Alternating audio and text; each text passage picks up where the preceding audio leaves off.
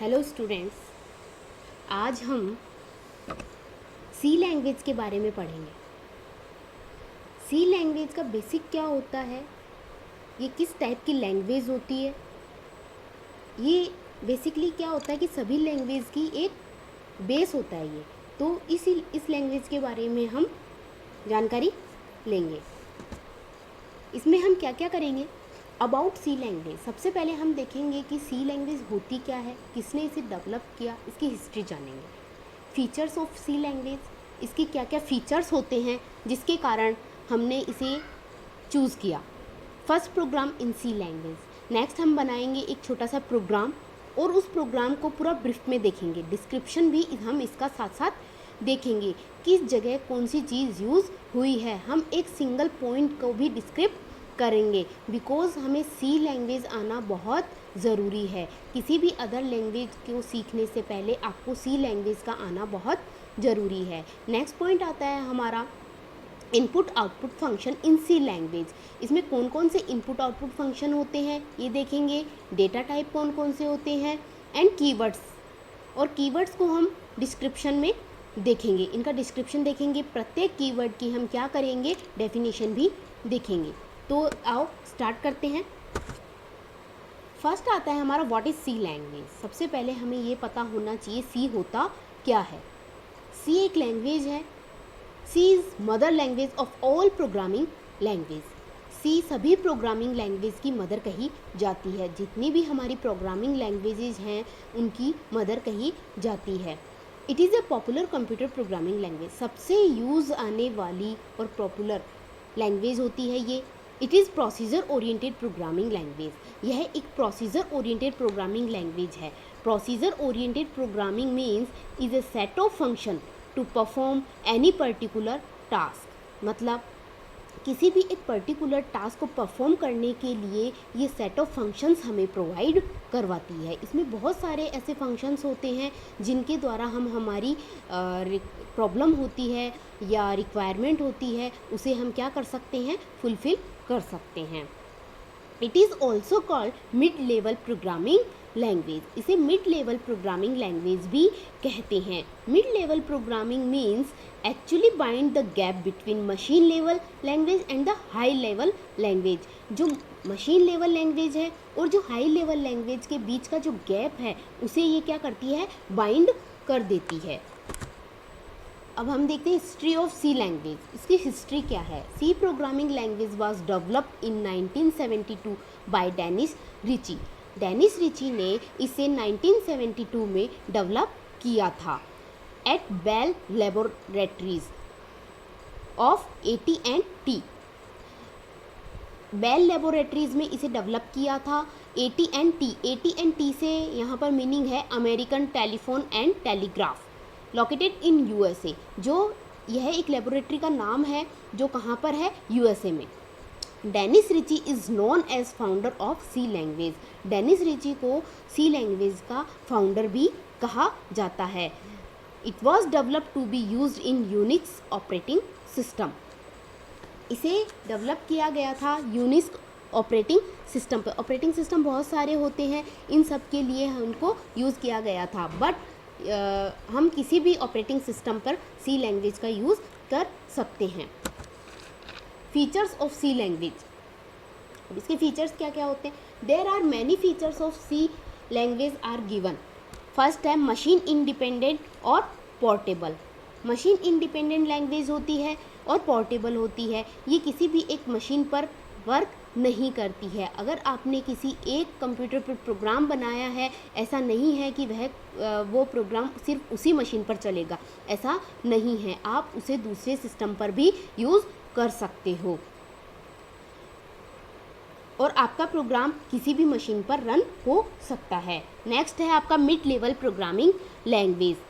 Mid level programming language का मतलब अभी मैंने बताया था कि हाई लेवल लैंग्वेज और लो लेवल लैंग्वेज को ये क्या कर देता है, उसका जो गैप है उसे कम कर देता है। Structured programming language, structure programming means that it's control the flow of program. ये जो प्रोग्राम का फ्लो होता है कि प्रोग्राम किस दिशा में हमारा चल रहा है, कैसे कैसे इसमें ऑपरेशन परफॉर्म हो रहे हैं, इन सबको ये कंट्रोल करता है और condition and improve clarity and quality, और जो भी हम प्रोग्राम बना रहे हैं उसकी क्वालिटी और क्लियरिटी को इम्प्रूव करता है, और हमारा जो भी डेवलपमेंट टाइम है उसे भी ये क्या कर देता है, इंक्रीज़ कर देता है।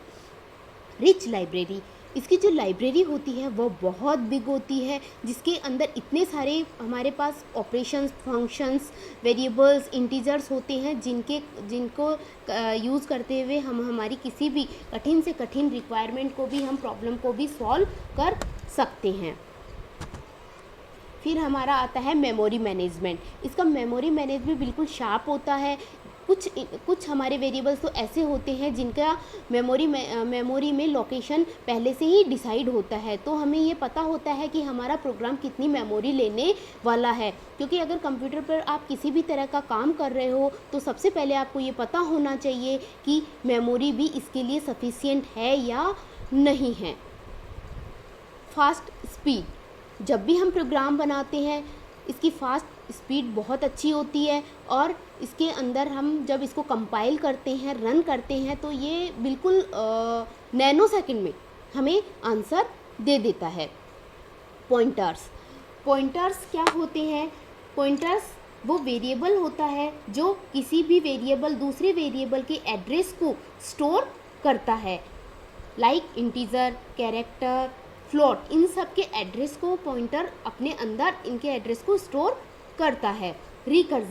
रिकर्जन फंक्शन कॉल इटसेल्फ, इसमें रिकर्जन में क्या होता है, अगर कोई भी प्रोग्राम आप अपने सी लैंग्वेज में यूज़ कर रहे हो, प्रोग्राम में यूज़ कर रहे हो, तो वो अपने आप को ही कॉल करता है। या हम इसे ऐसे कह सकते हैं कि कोई भी एक आइट्रेशन है जो बार बार क्या हो रही है, रिपीट हो रही है, रिपीटेशन को भी हम रिकर्जन कहते हैं।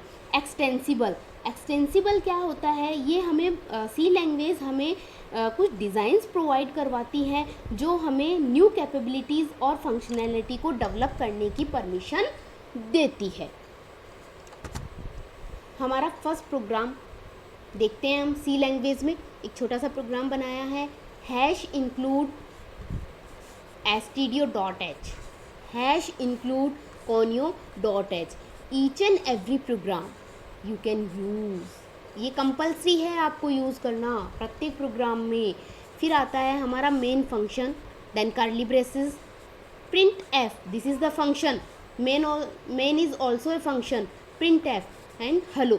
हम यहाँ इस ब्रैकेट के अंदर हम वो वैल्यू लिखते हैं जो हमें प्रिंट करवानी होती है। Then get ch and curly braces close, each and every statement close by the semicolon. जितने भी आप स्टेटमेंट यूज़ करेंगे उसके बाद में आपको सेमी कॉलन लगाना कंपल्सरी होता है।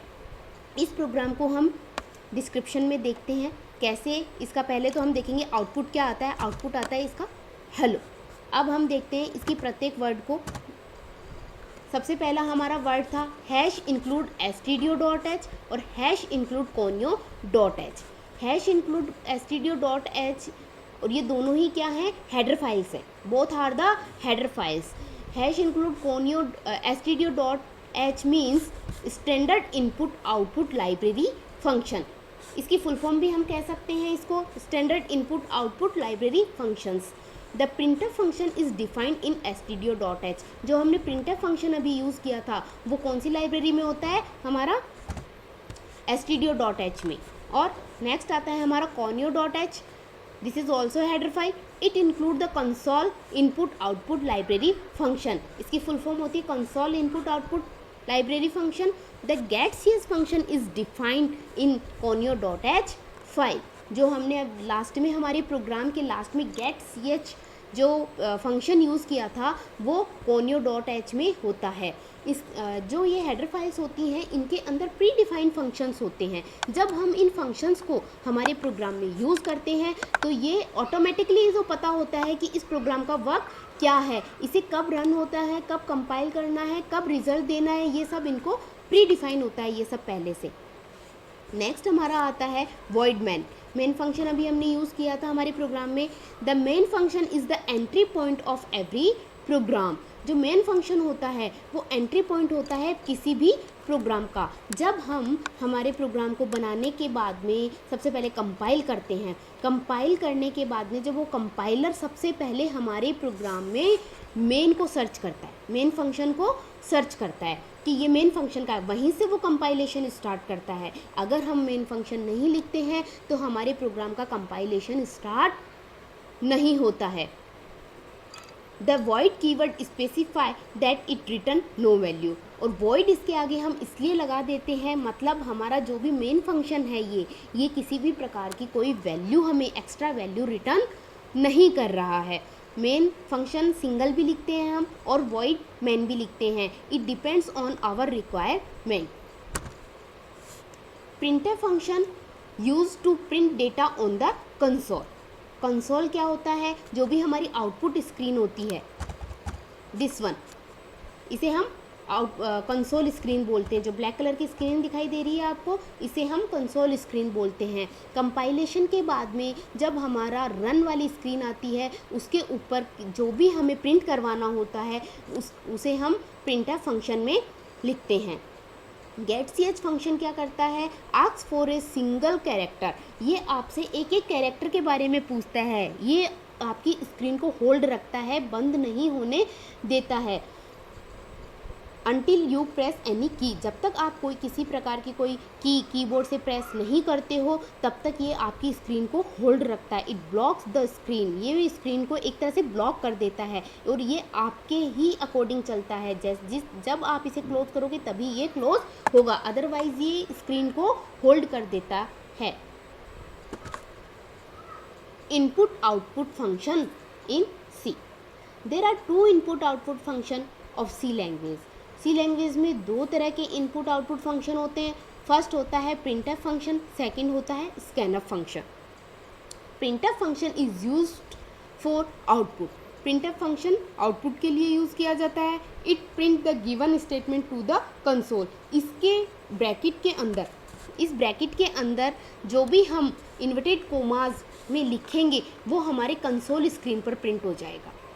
इन्वर्टेड कोमाज में हम इसको लिखेंगे क्योंकि वो एक स्ट्रिंग है। स्ट्रिंग को हमेशा डबल कोट्स में लिखा जाता है। Syntax of print is given below. अब कैसे लिखते हैं प्रिंट एफ को, इसका फॉर्मेट हम देखेंगे। Print F format string, double quotes लगा है यहाँ पर, देखिए डबल कोट्स लगा है, ये स्ट्रिंग के लिए होता है। देन हम लिखेंगे आर्ग्यूमेंट लिस्ट। अब आर्ग्यूमेंट लिस्ट क्या होता है? See next slide.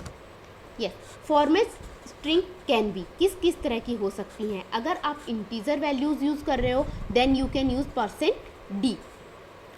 Character use कर रहे हो then you can use %c।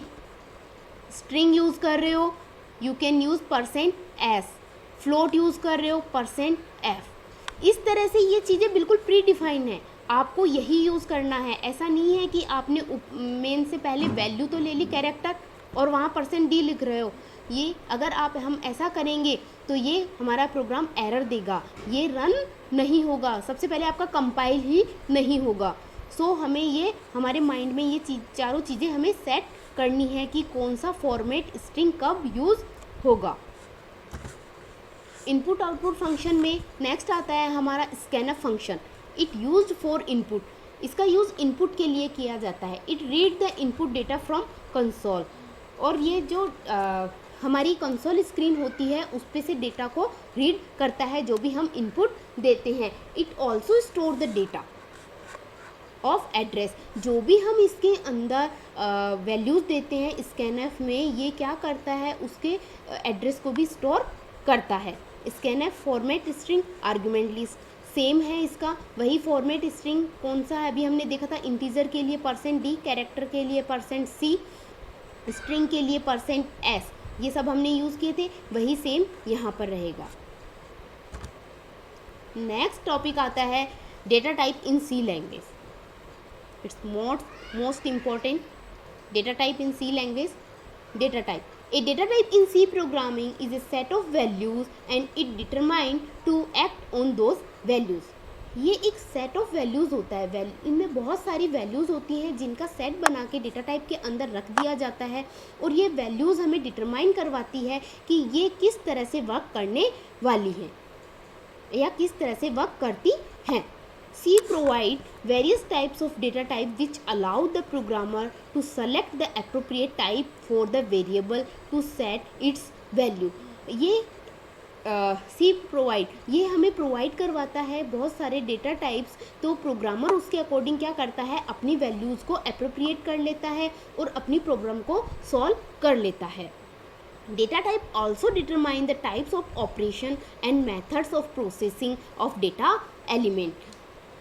ये क्या जो डेटा टाइप होता है, जितने भी ऑपरेशंस हम हमारे वेरिएबल्स पे परफॉर्म करते हैं, जितने भी मेथड हम इन पे यूज़ करते हैं, जितनी भी तरह की प्रोसेसिंग यूज़ करते हैं डेटा एलिमेंट्स पे, उन सबको भी हमें डिटरमाइन करवाता है। अब ये कितने टाइप के होते हैं, 3 टाइप्स के होते हैं। फर्स्ट इसके अंदर आता है primary built in data type. Primary में आते हैं void, int, char and float. इनकी डेफिनेशन अभी हम नेक्स्ट स्लाइड में देखेंगे। सेकंड आता है derive data type. Derive data type में array and pointer. And user defined data type में आता है enumeration, structure and union. First हमारा डेटा टाइप होता है void. Void is an empty data type that has no values. Void की वैसे कोई वैल्यू नहीं होती है। This can be used in function and pointers. इसका यूज़ फंक्शंस के साथ या पॉइंटर्स के अंदर किया जाता है। पॉइंटर्स अभी मैंने बताया था कि यह भी एक तरह का वेरिएबल ही होता है और ये दूसरे वेरिएबल्स के एड्रेस को अपने अंदर स्टोर करता है। Functions like plus, minus, divide, modulus, ये सब हमारे फंक्शंस होते हैं। इंटीजर डेटा टाइप, नेक्स्ट हमारा आता है integer data type. Allow a variable to store numerical values. Integer क्या करता है, न्यूमेरिक जो वैल्यूज़ होती हैं उन्हें स्टोर करता है और इसे इंट कीवर्ड से यूज़ किया जाता है। इंट कीवर्ड के साथ इसका यूज़ किया जाता है। Int keyword is use to refer integer data type. Third है character data type. Allow a variable to store only 1 character. ये हमें केवल 1 कैरेक्टर लेने के लिए अलाउ करता है।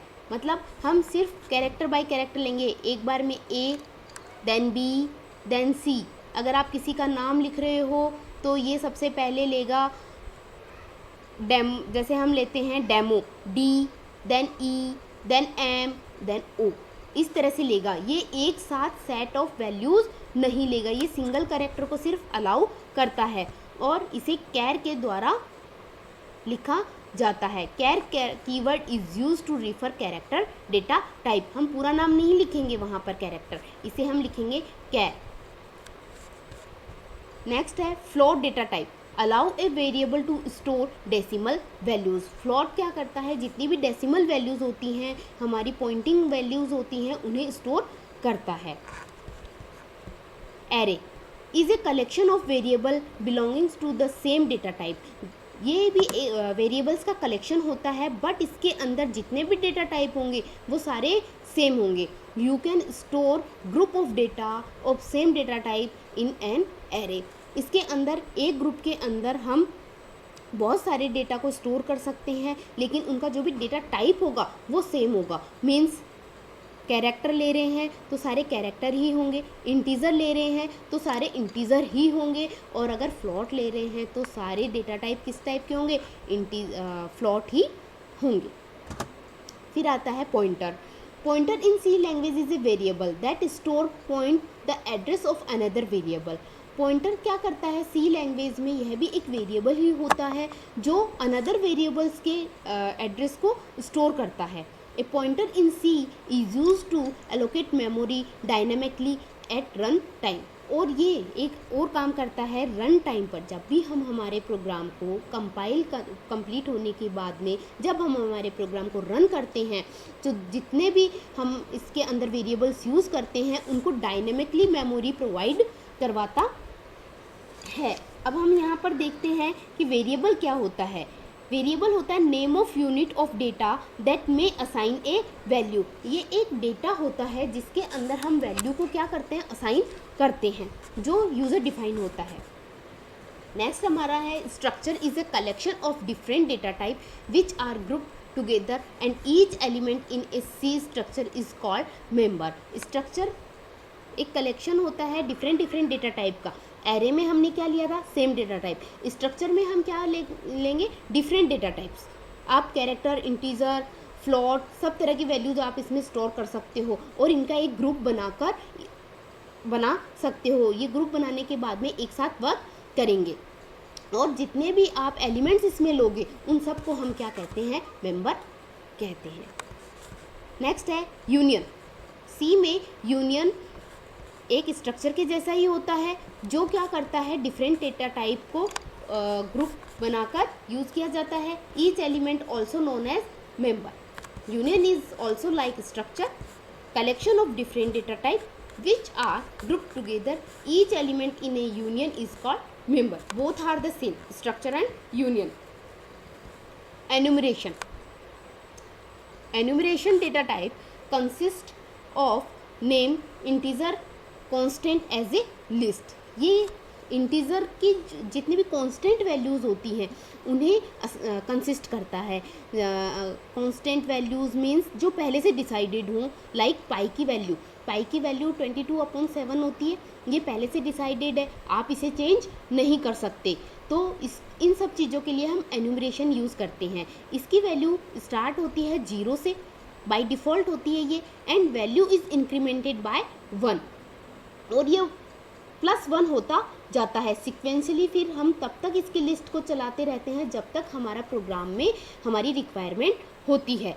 जैसे इसका एक एग्जांपल लेते हैं, कोई वैल्यू है आपके पास, उस वैल्यू को आप एन्यूमरेट करना चाहते हो, कांस्टेंट बनाना चाहते हो आप अपने अकॉर्डिंग कि ये मेरी एक वैल्यू है और ये हमेशा इतनी ही रहे जितना मैं चाहता हूँ। लाइक एक 50 वैल्यू है, ये हमेशा 50 रहे, ये 51 ना हो, तो हम उसके लिए एनम कीवर्ड यूज़ करके उसे हम क्या कर देंगे, कांस्टेंट वैल्यू हम खुद भी बना सकते हैं। यूज़र डिफाइंड वैल्यूज़ कहते हैं इसे।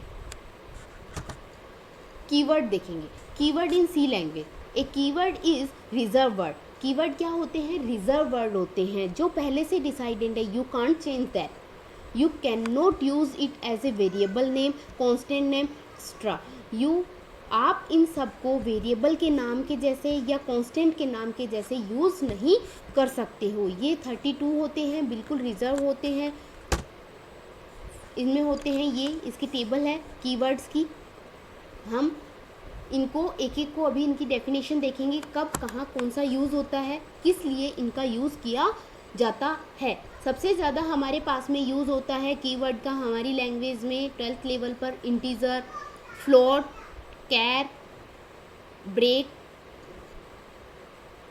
Switch, continue. Now keywords definition. First है auto. The auto keyword declares automatic variables. ये ऑटोमेटिक वेरिएबल्स को डिक्लेयर करता है। अगर किसी वेरिएबल को आपको ऑटो रन करवाना है, ऑटो वर्क करवाना है, तो हम ऑटो कीवर्ड यूज़ करके उस वेरिएबल को ऑटो डिक्लेयर साइन कर सकते हैं। Break and continue. The break statement terminate the inner most loop immediately. जो भी आपका लूप है, अब लूप एक के अंदर एक होते हैं। अब लूप क्या होते हैं ये सब हम आगे देखने वाले हैं सी लैंग्वेज में ही। तो लूप का जो अंदर का पार्ट होता है उसे अगर हमें इमीडिएटली क्लोज करना है, हमें उसकी नीड नहीं है, तो हम वहाँ पर ब्रेक स्टेटमेंट का यूज़ कर देते हैं। व्हेन इट्स एनकाउंटर, हमें इसकी ज़रूरत नहीं है। It also use to terminate the switch statement, और ये स्विच स्टेटमेंट के साथ भी इसका यूज़ किया जाता है। द सेकेंड है इसका कंटिन्यू, दोनों साथ में यूज़ किए जाते हैं, break and continue. The continue statement skip the statement after it inside the loop for the iteration. किसी एक चीज़ को जितने बहुत सारी आपके पास में आइट्रेशंस हैं, तो आपको किसी एक को स्किप करना है और नेक्स्ट पे जंप करना है, तो हम उसके लिए कंटिन्यू का यूज़ करते हैं। इस पे एग्ज़ाम में क्वेश्चन भी आता है, difference between break and continue. So आप इसे थोड़ा अच्छे से देखेंगे। Switch case and default. The switch and case statement used to when a block of statement has to be executed among many blocks। बहुत सारे ब्लॉक्स के सामने किसी एक सेट ऑफ ब्लॉक्स को जब हमें रन करवाना होता है, एग्जीक्यूट करवाना होता है, तो इन कीवर्ड्स का यूज़ किया जाता है। एग्जीक्यूट का मतलब होता है उसे परफॉर्म करवाना। Character, the char keyword declare a character variable. Character variables होते हैं हमारे A to Z, इन सबको ये डिक्लेयर करता है। Const, N identifier can be declare constant by using the constant की वर्ड। आइडेंटिफायर के साथ इसका यूज़ किया जाता है। अब हमें इससे पहले ये देखना होगा कि आइडेंटिफायर क्या होता है। N identifier is a string of alpha numeric character.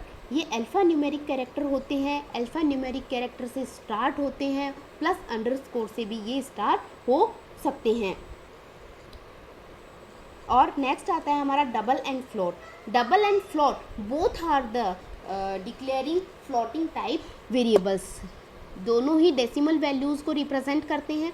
If and else, in C programming if and else are use to make decisions. जब हमारे पास में यस और नो या ट्रू और फॉल्स की डिसीजन लेना होता है, तो हम इफ़ एंड एल्स का यूज़ करते हैं।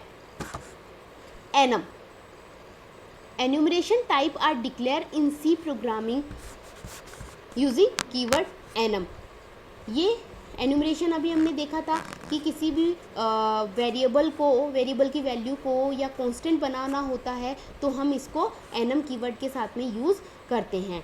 Extern, the extern keyword declares that a variable और a function has external linkage outside of the file it is declare. Extern का मतलब है कि किसी एक वेरिएबल को हम डिक्लेयर कर रहे हैं, बट उसकी फंक्शनैलिटी और वेरिएबल को हम दोनों को लिंक कर रहे हैं। कोई एक फ़ाइल रखी है हमारी प्रोग्राम के अपार्ट फ्रॉम, या प्रोग्राम से बाहर एक फ़ाइल रखी है, उस फाइल से हम उनको लिंक कर रहे हैं, तो उसके लिए किसी फाइल को वेरिएबल या फंक्शंस के साथ जोड़ने के लिए एक्सटर्न कीवर्ड का यूज़ किया जाता है। 4, there are 3 types of loop in C programming. The for loop is written in C programming using the keyword. ये एक लूप का एक पार्ट होता है। 3 टाइप्स के इसमें लूप होते हैं, फॉर, वाइल और डू वाइल। ये 3 इसमें हमारे पास लूप होते हैं, और फॉर लूप को फॉर कीवर्ड के द्वारा लिखा जाता है। डू वाइल कीवर्ड के साथ लिखा जाता है, और वाइल को वाइल कीवर्ड के साथ लिखा जाता है। Go to, the go to statement use to transfer control of the program to the specified level. ये एक स्टेटमेंट को के ट्रांसफ़र को कंट्रोल कर देता है, जहाँ पर हमें एक ज़रूरत पड़ जाती है कि एक स्पेसिफाइड लेवल पे हमें ये नीड हो गई कि हमें यहाँ पर क्या करना है, इस स्टेटमेंट को कंट्रोल करना है, हमें 1 सेकंड के लिए यहाँ पर रुकना है, या कुछ जंप करवाना है, या हमें इससे 2 कदम आगे जाना है, 2 या 3 स्टेटमेंट्स को हमें स्किप करना है। ऐसी such type of condition in that we can use go to keyword. Int, the int keyword use to declare integer type of variable. जितने भी इंटीजर वेरिएबल्स होते हैं उनको इंटीजर के साथ यूज़ किया जाता है। इंटीजर वेरिएबल्स आपको पता है इंटीजर कौन सी होती हैं, नंबर वैल्यूज़, न्यूमेरिक वैल्यूज़ जितनी भी होती हैं हमारी अपार्ट फ्रॉम डेसिमल, उन्हें हम इंट में यूज़ करते हैं। Short, long, sign and unsign. The short, long, sign and unsign keyword are type of modifier that alter the meaning of a base data type to yield a new data type। ये जितने भी होते हैं ये modifier को alter करने के लिए यूज़ में किए जाते हैं। मॉडिफायर्स क्या हो सकते हैं? मॉडिफायर खुद में एक कीवर्ड है जो कीवर्ड की प्रॉपर्टीज़ को चेंज कर देता है करंट प्रॉपर्टी से। करंट प्रॉपर्टी अगर किसी सारे डेटा टाइप्स की प्रॉपर्टीज़ होती हैं, बट अगर हम चाहें हमारे प्रोग्राम में उसकी प्रॉपर्टी को चेंज करना, तो हम इन कीवर्ड्स के साथ में उसकी प्रॉपर्टी को चेंज कर सकते हैं। जो उसकी करंट प्रॉपर्टी होगी उसको वो छोड़ देगा और जो नई प्रॉपर्टी होगी वो उसके अंदर असाइन कर दी जाएगी। Return, the return keyword terminate the function and returns the value. Terminate कर देता है, ये टर्मिनेट करने का मतलब होता है रुक जाना, stop. The return keyword terminate the function and return the value, ये वहीं रुक जाता है जहाँ पर हम इसका यूज़ करेंगे और जो वैल्यू हमें मिलनी होती है वो वैल्यू हमें प्रोवाइड करवा देता है। साइज ऑफ, रिटर्न का यूज़ मोस्टली हम प्रोग्राम के लास्ट में करते हैं। Size of, the size of keyword evaluates the size of data, a variable और ए कांस्टेंट। वेरिएबल जितने भी हमारे हैं, कांस्टेंट हैं, उनकी सबकी साइज़ होती है। ये साइज़ को कौन इवैल्यूएट करता है? ये size of keyword. Register, the register keyword create the register variable which are much faster than normal variables. Register keyword एक रजिस्टर क्रिएट कर देता है वेरिएबल्स के लिए, फिर उससे वो वेरिएबल्स क्या करते हैं, उनकी जो नॉर्मल स्पीड होती है उससे वो बेटर स्पीड के साथ में प्रोग्राम में वर्क करते हैं। Static, the static keywords create a static variable. ये स्टैटिक वेरिएबल, स्टैटिक का मतलब होता है स्थिर। स्टैटिक वेरिएबल्स को क्रिएट करने के लिए यूज़ में लिए जाते हैं। The value of the static variables persist until the end of the program, और ये स्टैटिक ही रहते हैं। अगर हमने किसी वेरिएबल को स्टैटिक बना दिया है तो वो हमारे प्रोग्राम के लास्ट तक स्टैटिक ही बने रहते हैं, हम उन्हें मिड में, प्रोग्राम के मिड में चेंज नहीं कर सकते। Volatile, the volatile keyword is used for creating volatile object. ये कुछ ऑब्जेक्ट्स होते हैं जिनको क्रिएट करने के लिए वॉलेटाइल कीवर्ड का यूज़ किया जाता है। ए volatile object can be modified in an unspecified में बाय द हार्डवेयर, बट ये हार्डवेयर के द्वारा क्या हो जाते हैं, चेंज हो जाते हैं, मॉडिफाइड हो जाते हैं। अगर आप जिस मशीन पे प्रोग्राम कर रहे हो, बना रहे हो, अगर आपने उसी प्रोग्राम को दूसरी मशीन पर चेंज किया और उसकी हार्डवेयर सेटिंग डिफरेंट है तो इसकी प्रॉपर्टी चेंज हो जाती है। Typedef, the typedef keyword is used to explicitly associate a type with an identifier. ये किसके साथ एसोसिएट होते हैं? आइडेंटिफायर्स के साथ में एसोसिएट होते हैं। आइडेंटिफायर अभी मैंने बताया था अल्फ़ा न्यूमेरिकल कैरेक्टर्स होते हैं जो अल्फ़ाबेटिक कैरेक्टर्स से और अंडरस्कोर से स्टार्ट होते हैं। नेक्स्ट है union. A union is used for grouping different type of variable under a single name. बहुत सारे कैरेक्टर्स या डेटा टाइप्स को, डिफरेंट डेटा टाइप्स को अगर हमें ग्रुप बनाना है तो हम यूनियन का भी यूज़ करते हैं। बस उनको नाम हमें सिंगल देना होगा, सिंगल नाम देंगे, बट उसके अंदर कैरेक्टर डेटा टाइप कौन कौन से होंगे? Different, like integer, character, float. Void, the void keyword meaning nothing और नो वैल्यू। इसका कोई मीनिंग नहीं है वैसे, और यह हमें किसी टाइप की कोई वैल्यू रिटर्न नहीं करता है, बट एज ए कीवर्ड इसका यूज़ किया जाता है मेन फंक्शन के साथ में। अगर समटाइम ऐसा भी होता है कि अगर मेन फंक्शन के साथ में वॉइड का यूज़ नहीं किया जाता है तो ये एरर भी दे देता है, प्रोग्राम कंपाइल टाइम पर एरर भी दे देता है। Struct, the struct keyword used for declaring a structure. Struct keyword किसी कंप्लीट स्ट्रक्चर को डिक्लेयर करने के लिए यूज़ किया जाता है। A structure can hold variables of different type under a single name. एक सिंगल नेम के साथ में डिफरेंट डेटा टाइप को अपने अंदर होल्ड करता है और एक स्ट्रक्चर क्रिएट करता है। Thank you.